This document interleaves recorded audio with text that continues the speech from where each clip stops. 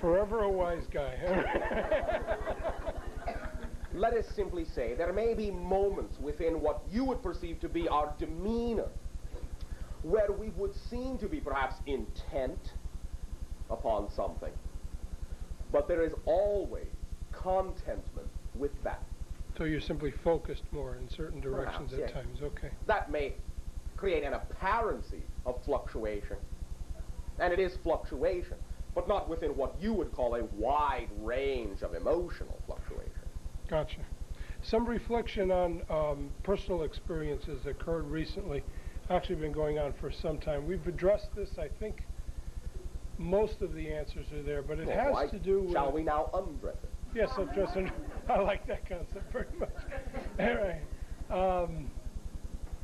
it has to do with the fact that on a number of occasions I have got excited about things, had them go extremely well, and then for no apparent reason, have them go wrong.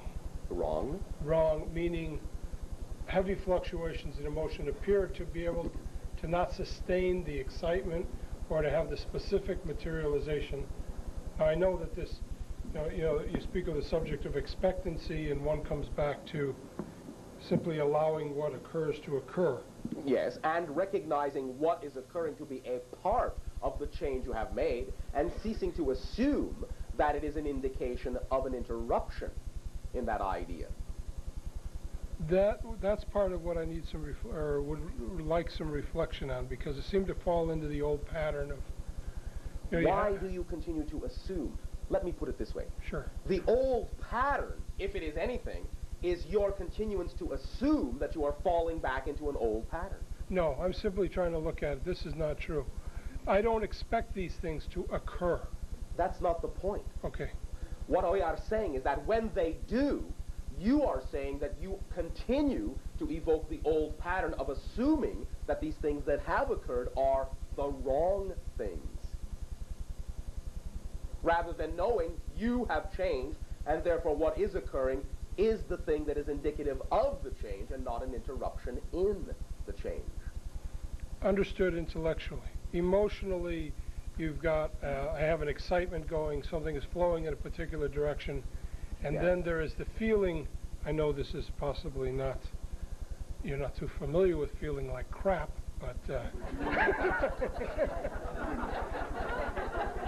I can get an exterior view, I can take the exterior point of view that you have, but I'm not sure whether you are familiar with the with that kind of vibration being stuck in that sort of a heavy, condensed, emotional type of We pattern. can recall from the experience of the physical channel's life in terms of our past experience in that way to some degree. Mm-hmm. But I'm not sure that the exterior viewpoint always has a degree of workability. Yes. Why doesn't yours? Because it gets introverted instead of Why extroverted. does it get introverted? Because of my judgments on the energy that materializes. Why do you that judge was them? unexpected. Why do you judge them? Habit, I suppose. Why do you have that habit? Good question. Well, if you continue, I shall say, to bring yourself back to the level of looking at the habit you believe you have, then work with that idea while you're on that level, perhaps as a suggestion. And speaking in your colloquial terms, the reason you keep bringing yourself back to that point perhaps is because you haven't dealt with that point yet. Perhaps there is something you are not looking at, not dealing with before you go on. Perhaps you are attempting to circumvent something you really know deep down inside of you you need to look at first. Obviously. All right. So, how does having the habit, if you believe you have it, how does that serve you? What is there within the idea of having that habit that you need to look at? It sticks your nose back into the situation that you haven't been looking at, I suppose. All right, that may be one idea. There may be things about yourself that you are avoiding looking at. Let me give you a specific example, because I seem to be getting a little bit off of this. I have someone that I love very much, and we've been having experience of abundance, and then there materializes an apparency of having to go back to struggle, resulting in grief. Way? To have financial freedom to move around. The person feels that, we were flowing, creating a certain abundance. An abundance of some specific idea? Money. Why just that focus? I didn't have just that focus, but I found that she fell into the concept of having to go back to struggle in order to survive. And I felt empathy for that. So, I wasn't certain how to handle it. all right. Empathy, A, does not have to mean sympathy, nor does it have to mean sharing the idea in your reality. There wasn't sympathy. All right. There was a bit of sadness. Well, then, That sympathy. Okay? Touche. Now, the idea of watching another individual go through the fluctuations of their understanding of abundance, if that be the thing they are working through, does not, in your terminology, even though you are quote-unquote bonding with them, have to necessarily create fluctuations in your life that you must experience in the same way. If you agree to go through fluctuation because the other individual is going through fluctuation, then your solid trust and faith and belief in what your fluctuations represent as a positive idea can allow you, in translating them in a positive way and seeing positive manifestation in your life occur from treating it that way, can allow you to function as a reflective positive mirror for another individual going through what may on the surface appear to be similar fluctuations, but which they may be choosing to interpret as negative. So you can act as a polarity, again the idea of the gear, the two sides of the gear. Just because another individual sees the fluctuations as representing a left hand, if you wish, or a negative turn, doesn't mean you have to, even in experiencing the same surface manifestations, doesn't mean you have to interpret them in the same way. You can reflect your interpretation in a positive direction of the same fluctuations. Again, remember, no circumstance has built-in meaning. Just because they look the same, just because you are going through the same scenario, doesn't mean it will affect you in the same way if you don't have a similar attitude to someone who is going through it and choosing to look at it as a negative experience. Yeah, I think I tend to fight the experience that they have. You might just be assuming that simply because you are in the same boat, you have to be seeing the same ocean. And that is not true. Yeah, no, I don't, Bashar. What tends to happen is... Now, one moment. Go ahead. Nothing tends to happen. Agreed. Okay, poor choice of words, which reflect, I understand. Go ahead and define. I will be almost projecting a mental bolt that's too strong that says, no, you don't have to think of it this way. All right. Now, there's a very strong and important clue for you as well. For you may be focusing on the fact that you fear you will fall into it so strongly that you automatically do. You don't have to fight that off. You hit a chord there. Just know that you don't prefer it that way. And if for a moment, because of the empathy, because you wish to identify, because you wish to understand what someone else is going through, if for a moment you identify to the point where you experience the same idea, you empathize, doesn't mean it has to continue for longer than the moment it takes to understand what they are going through so you can help them. Right. So, do not fear that just because you do perceive the identification of what they are going through, that it becomes a scenario you have to fight back. For that attitude in and of itself will plop you squarely in their ocean. Lovely. That's very helpful. Thank you for opening that door. It was well oiled. Thank you. You're a good friend, Bashar. What was the question you wanted to ask about? Best material for meditation pyramid. Perhaps copper. In the idea that it is a very strong electromagnetic conductor in that way. Lovely. One side facing magnetic north. All right? You're as clever as we are, Bashar. Clever. You Have got. I just been insulted? You got no.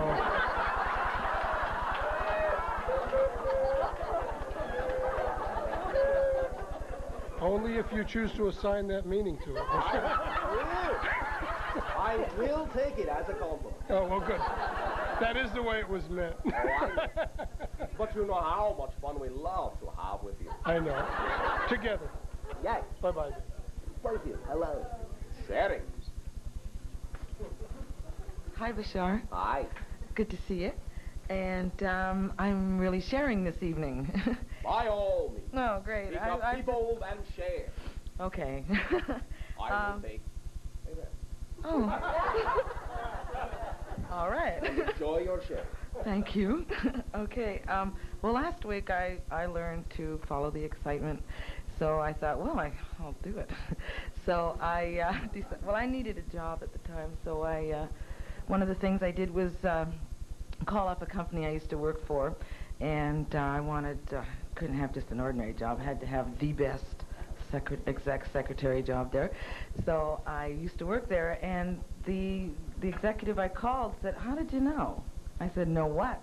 And he said, "My secretary's leaving, and I need someone. How could you possibly know? We haven't told anyone or posted it or put an ad in the paper." And I went, "Well, what can I say? This is the truth of what's happening." And he says, "Well, get over here."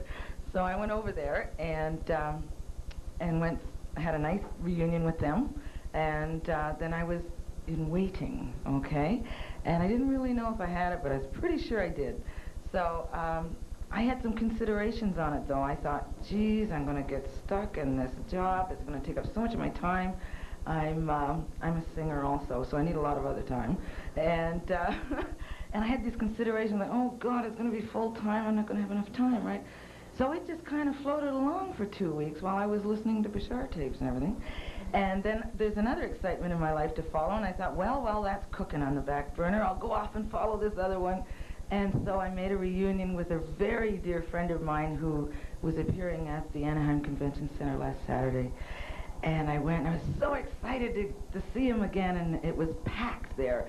And I went with two of my friends here tonight, and we were sitting there waiting for the show to start, and my one friend, Lila, said, "Why don't you go down backstage before the show starts?" And I went, "Oh, no, he's busy. I haven't seen him in 3 years," and all that kind of stuff. Just go. I went, all right. So I went back downstairs, and there was this gate. And right at this gate was a man, and he had a little uniform on and a name tag that said Marty.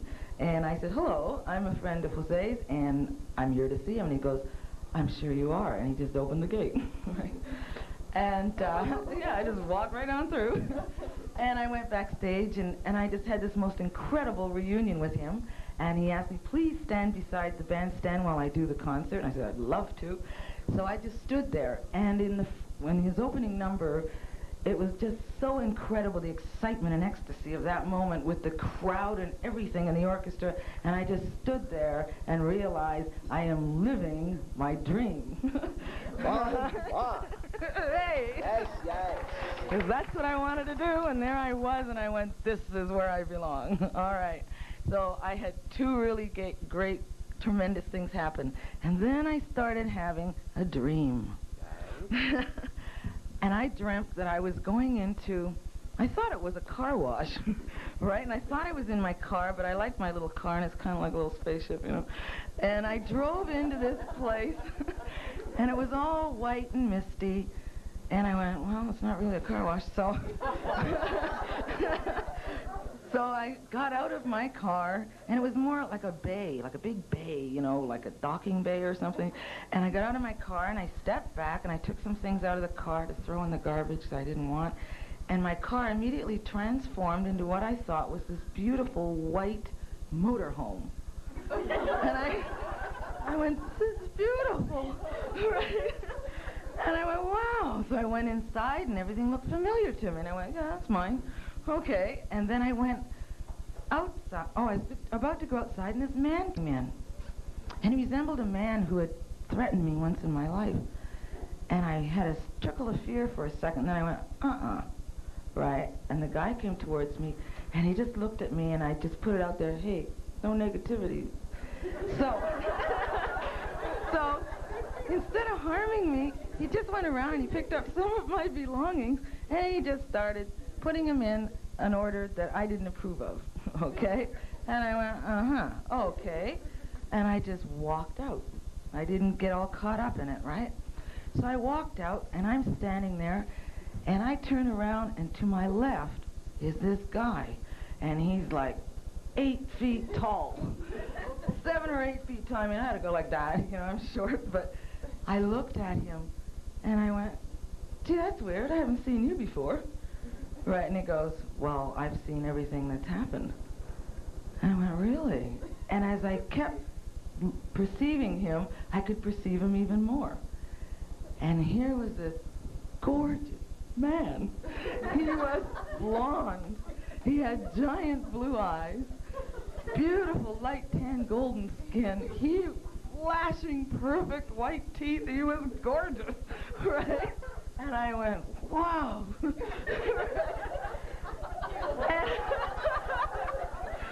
And he had white on. He was just, wow, right? And he came around.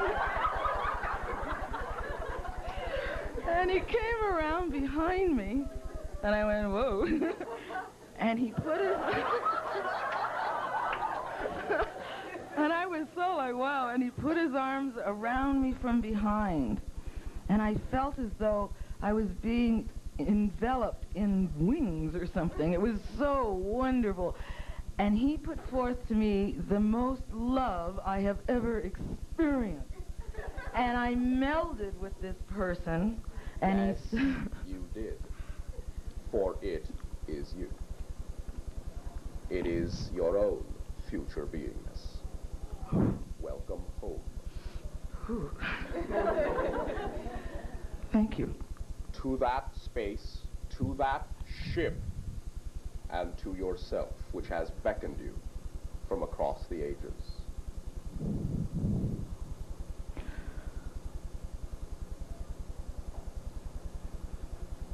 More communications will ensue. More connection. More acceleration. More ecstasy, believe it or not. Can't hardly take anymore. Oh, yes, you can.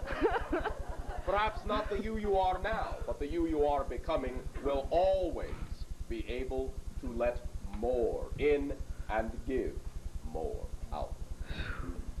Oh. At this timing, we will extend our appreciation for your sharing. Thank you.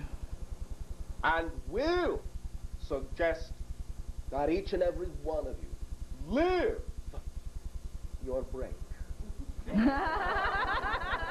We will resume contact momentarily. Thank you.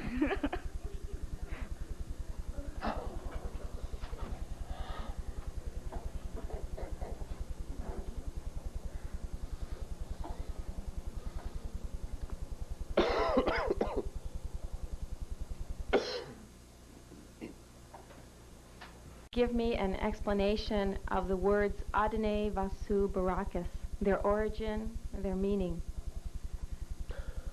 Adonai, in that way, shall be a general representation of a certain level of non-physical energy, non-physical consciousness, sometimes attributed to what you might call the overall collective Christ consciousness, sometimes to one of the levels of consciousness that filters through or as the Christ consciousness that you may call angelic consciousness. All of these are very colloquial nomenclatures, however.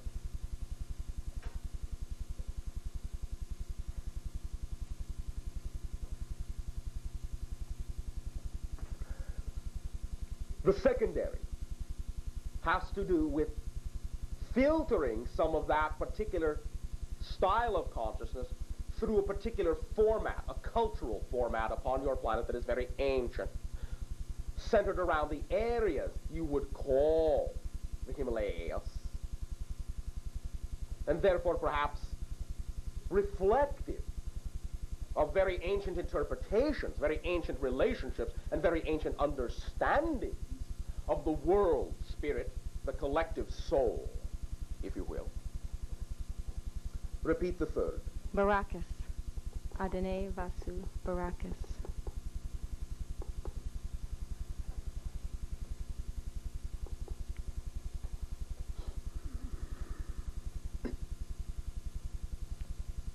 References in our perception are scattered on the third.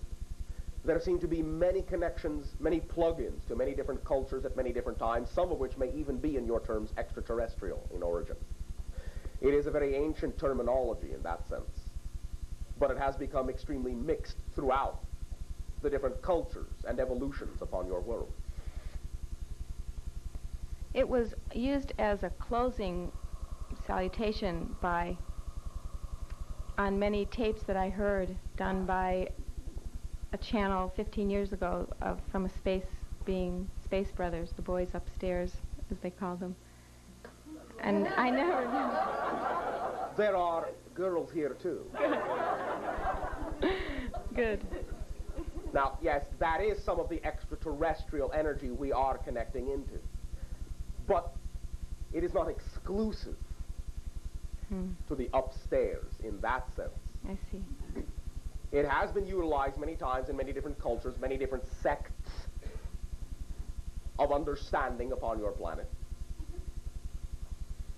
It has to do, to some degree, with mirrors and reflectivity of consciousness.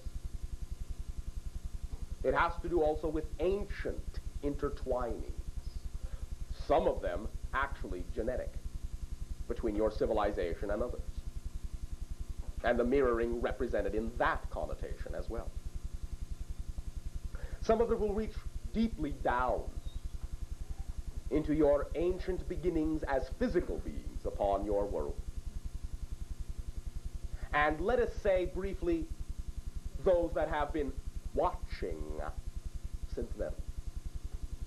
To some degree, it is a symbol. It is a salutation of a gathering of consciousness, extraterrestrial in nature, which may generally be referred to simply as watchers, observers.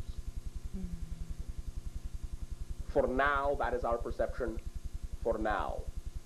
Has that served you? That has. Thank you very much. Thank you. Sharing. Hello, Bashar. And Hello, to hello. To you. It's really good to talk to you.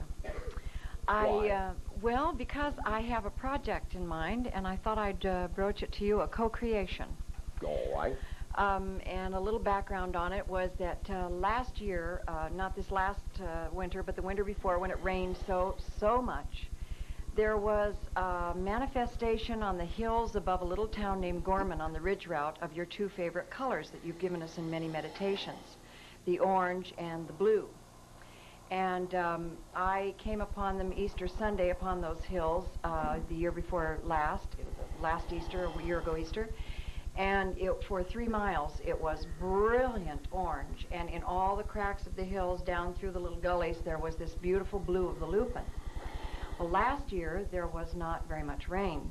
And when I went up on Easter Sunday this year, hoping to see the same thing again, there was just a few flowers scattered on the hills. So I got this idea, because it was your two favorite colors, I thought... I did not say they were my two favorite colors. Not your two favorite, but two that you work with quite a bit. Thank you. And I thought maybe if I could use a little visualization and meditation. Yes, you could. And you could seed a few clouds. Maybe we could get a lot of rain going and come up next year with the same kind of manifestation that we came up with last Easter of 3 miles of brilliant orange hills with blue lupin in them. How about if we seed a few hearts, a few souls, a few minds? That sounds fabulous. Then in that sense, go and be that bountiful, bountiful garden. Be there and radiate your energy. Be the crystal through which the white light of your higher consciousness will be broken down into the rays of blue and orange and fed into that field. Be the seed yourself. Okay. The energy of the universe is yours to flow through you as you wish. And you can create the necessary energy rain for those flowers. They will respond to you. Perhaps within a certain perimeter, you may have to stand in a few places to get them all to feel it. You mean actually go up to the mountains and stand on... Actually go up to the mountains. Yeah, okay. I'll take a few people up there and we'll seed it this year. And we can all go up on a trip next year and maybe your spaceship can come over and say hello. Maybe. Maybe not mine. Okay, well... Maybe another. Uh-huh. Okay, and my other question was about lucid dreaming. Yes. I'm very interested in lucid dreaming. From the time I was a little girl, I was taught that it was one of the most efficient ways to change your reality was to become a lucid dreamer and then to control your dream and have it come over into your... It is very efficient, yes. Okay, so deep inside of me is that training from when I was a very small child, and... how far inside of you? Deep. Deep. Way down there. Yes, right. Well, I'd like to call on that and know if there's anything that you could add to the techniques that I've been reading about and yes, stop picturing it as being so deep. It is right on the surface. Okay. Otherwise, the most powerful light you could ever imagine will never reach it, will never illuminate it for you. Oh. Why keep it so deep? Mm-hmm. I think that's probably what I have been doing. All right. Saying that it was back in my childhood. Bring it up to the surface. The child is with you now. You are the child. Right now. Right now. Okay, I feel that. All right. Then it is with you right now. Is there anything... You don't believe it, do you? No, I guess I don't. I want Why to. not just simply believe it and then go and dream? Okay. All right, I will. All right. Thank you very much, Bashar. Oh, thank you very much, little girl. Little flower girl. Sharing. Hi, Bashar. Hi. How are you? Perfect. Oh, good. And how are you? I'm very excited to be here. Same thing. I have a couple questions. The first one has to do... Speak up. The first one has to do with the animals on our planet. Yes. Lovely, aren't they? They are. They're wonderful. And I am wondering if... are they conscious beings? Are they different from us? How are they different from us? They are not self-analytical.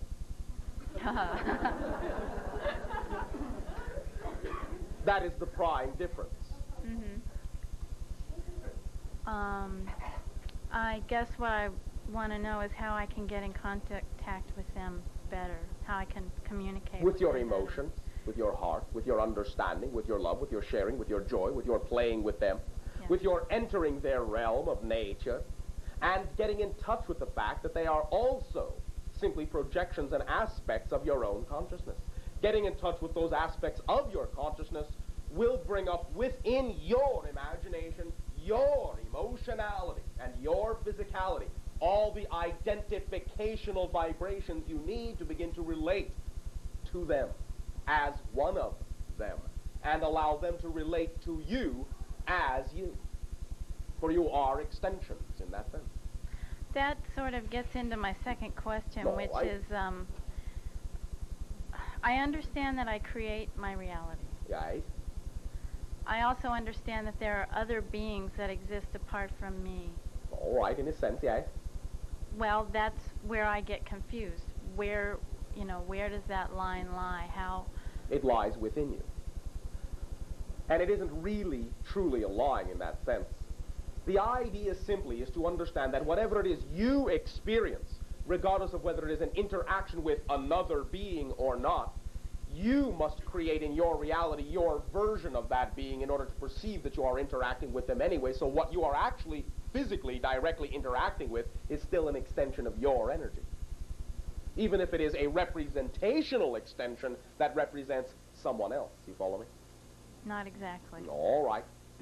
Let us say that you have surrounded yourself with a wall of rubber, all right?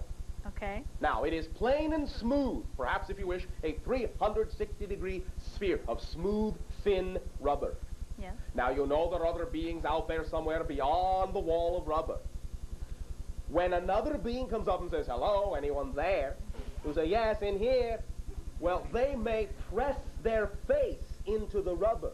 And that may be an interaction with another being, but what you see is the rubber made of your own world. That is what allows you to perceive them. The rubber comes from you. You follow me? Yes. That is the analogy you can draw. And animals are the same way. In a sense, yes. Although, more precisely, the animals are the rubber. You lost me there.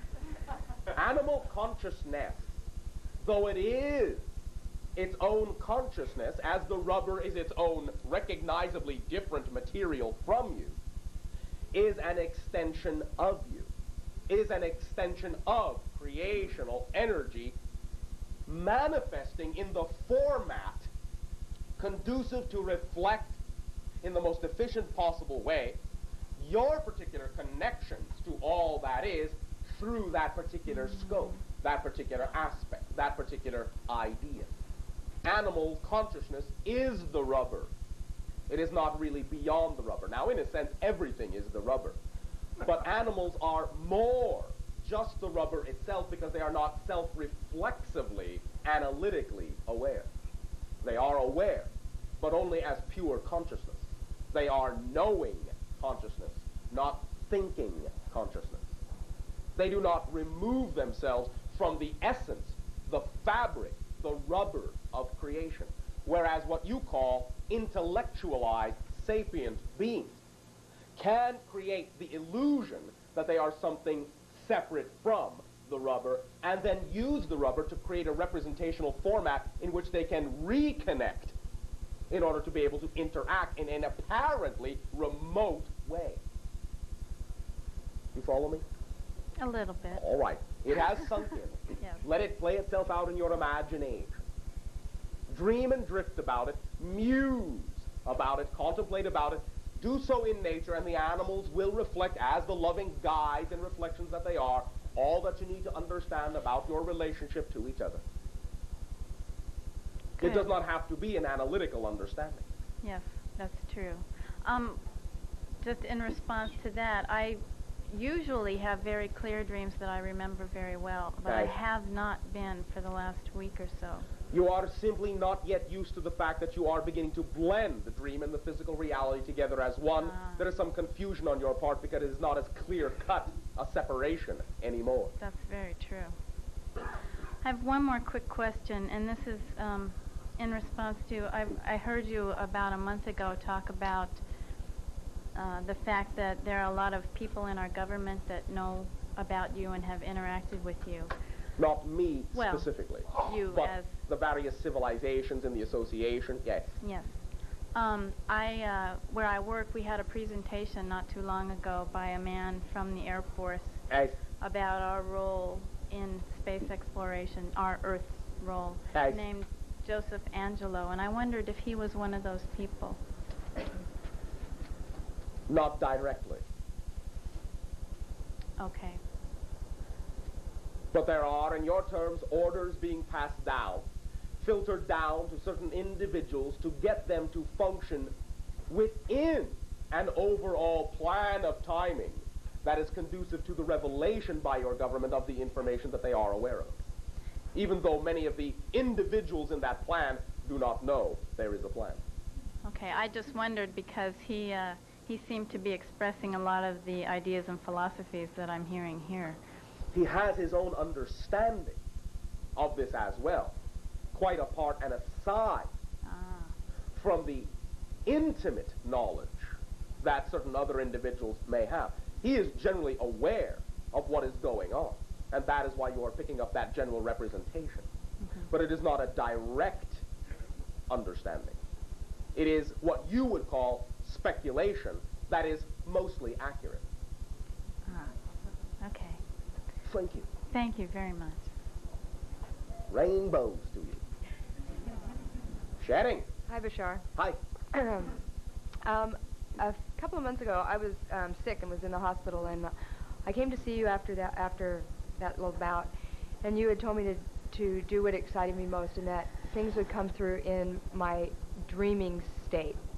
And after that, about a couple of weeks after that, because I didn't remember anything for a couple of weeks, but after that, about every 3 days, I dream about swimming with whales. Nice. And it's very real. Oh, yes, it's like it is. Very I real. am swimming with them. And Yes. They are swimming with you. yeah, it's wonderful. Nice. And I, a couple of nights ago, I had a dream where I was with a friend of mine who is a little fearful, I think, of the possibility of actually doing it in the physical reality.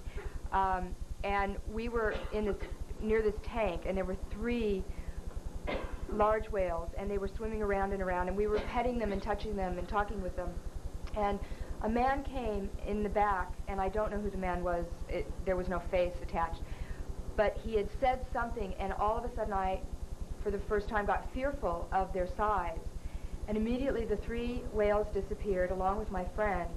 And my husband was there all of a sudden, and there was a baby whale. And I was touching it, and everything was okay again. Nice. My question is now I'm confused. Why? Well, now I don't know what to do. I'm like, do I go try and find a job where I swim with whales, or? If that excites you. I don't. Well, it does. Well, then. Then go do that. You don't have to try to find it. Yeah. Allow yourself to attract the obvious opportunity by placing yourself in whatever environment is conducive to being asked. I see. Okay. And simply remember that individual was a part of your timing to allow you to examine at that moment whether the reflection of the infinite power from that whale that reflects back to you your own infinite power is something you believe you can handle at this point. Right. Well, I remember asking you if I could swim with the whales, Okay. because everybody had been talking about swimming with dolphins and everything, and that was okay, and you said yes, why not, Nice. And I got very excited about that possibility, and I went home and told my husband and a friend about it, and both of them got very fearful about the size of the whale. Nice. And I said that the whale knows their size, and they know my size, and they would never hurt me. It would be okay. Correct. But the idea is that individuals who fear them for that reason usually are not in touch with the size of their own power and fear it. I see. Okay. All right. Okay. And that is what you were given an opportunity in that moment to decide for yourself. Whether it is truly something you know, regardless of its size, is a gentle, loving energy, or whether you will simply let the idea of the size, be something that will invoke your excitement into fear. Could that have been what that male voice was in the dream behind me? Yes. Was my fear coming through? It was, in a sense, some assistance to give you an opportunity to hear and feel the fear come through so you could decide whether it really had anything at all to do with your reality or not. Oh. And you immediately allowed yourself to bring it down to size. Oh, okay. Same Good. concept, but a baby. Right. Okay. Good. It will always conform to whatever parameters allow you to continue to participate in a comfortable and loving manner. Okay. Always. Good. Okay. Thank you very much. Say hello. I will. Thanks. Thank you.